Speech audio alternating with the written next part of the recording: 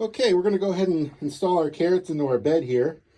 As you can see now, I've got the quick disconnect coming from the water supply, a break there, and a break here, and our end of line valve. That break, by the way, is totally up to you as far as where you want to put them. So that whole piece of tubing will come as one piece.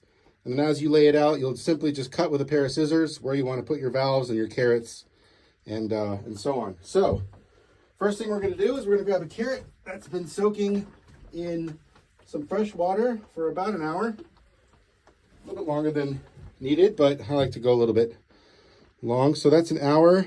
And what I'm going to do now, you have the water level right up to the top. As it's upright, I'm going to go ahead and screw that on so it's thumb tight, not crazy. And then as you'll see, it's got the T you already need to go into your supply line. So we'll plug that in there. Make sure that's clean. The other side. And then we'll go ahead and shove that in so you can just see the top.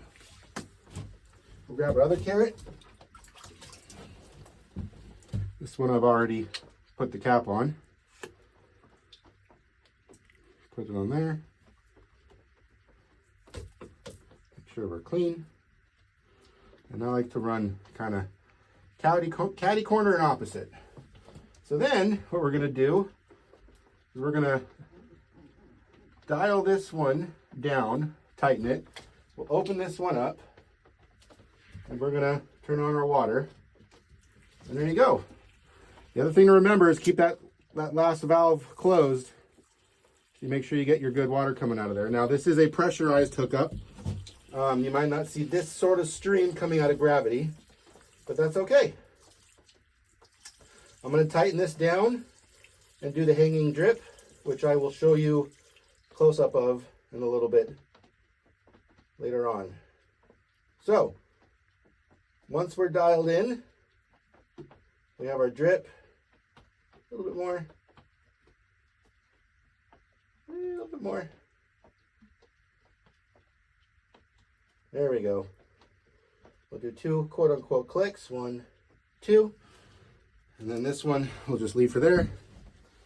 And then you have your little Blumat caps, and these are great because they sit and snap on, and that way if anything gets bumped, you're good. Now the next step is going to be to install your drip tape. The fitting you're going to be working with is this 3mm by drip tape adapter. I'll show you how to screw this on in another video as well. So this simply just gets plugged into here, and then you would route this around whatever you're planting.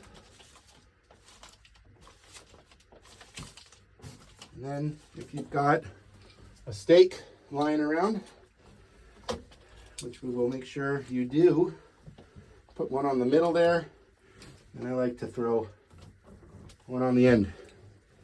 And that's kind of it. You can do the other carrot. This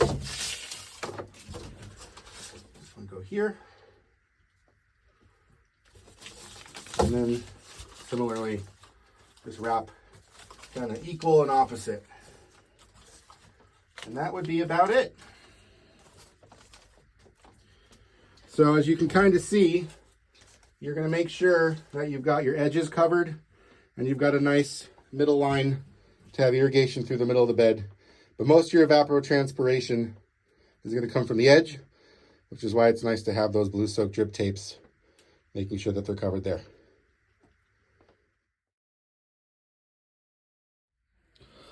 All right, I want to show everybody what I was talking about when we were talking about dialing in your sensor or your carrot, because they kind of look like carrots. I'm at my desk, so there's no water hooked up here, but if you would imagine unscrewing this to the point where you can move this freely through there, then you'd have some water coming out there pretty steadily. So what we're going to do when we're actually setting these up is we'll hold this flat parallel to the ground, and we'll tighten this valve down until we have what we like to call that hanging drip which is a drip coming out of here about once every 1 to 3 seconds. Once you have that, you can use any marker on the side of this cap. This fin is a really great one. And then you're going to tighten down this valve to what I like to call clicks. And a click is, there's basically these triangles that surround the top of the valve. So we would tighten 1 and 2. And that's a neutral setting. So then we would take those cool caps, and those big gaps go around the hose. And that way, if it gets knocked, nothing's going to adjust it. You're not going to flood, or you're not going to cut off irrigation. So that's how to properly set, for a neutral setting, your carrot. Now, if you need to make an adjustment, remember, if you're going even between half of these two triangles, these clicks, that's a 25% adjustment right there, which is a lot.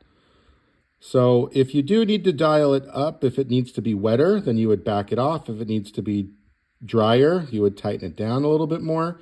I would recommend not going more than half a click for any one adjustment, because if you do, you could get into some trouble as far as over or under irrigating. Also, make sure that you leave enough time, I'd say at least a few days, to see how these different adjustments you would make would work before you adjust again. All right, I wanted to show you guys how to hook up your end-of-line flush valve. There's also a note here that if you do get the pressure kit with the pressure reducer, then this collar is the same on the pressure reducer as it is on the valve. So to do that, all you do is to take this collar all the way off. It unscrews. Thread that through there. And then that gets fitted on top of that, so that's nice and snug. And then you just throw that back on, tighten her all the way down, and there you go. Now, if you are using this as your end-of-line valve, then nothing would go here. But if you needed to check your pressure or make sure that you do have water flowing, you would just turn that going. That way, water would flow through, and then you'd be able to check. Additionally, if you ever needed to expand your system, add another container or two, all you would need to do is do the same thing on this side. Pull that off, put the other supply line on this end, collar it back on, and then this valve would just stay open, and then you would irrigate any containers downstream from here.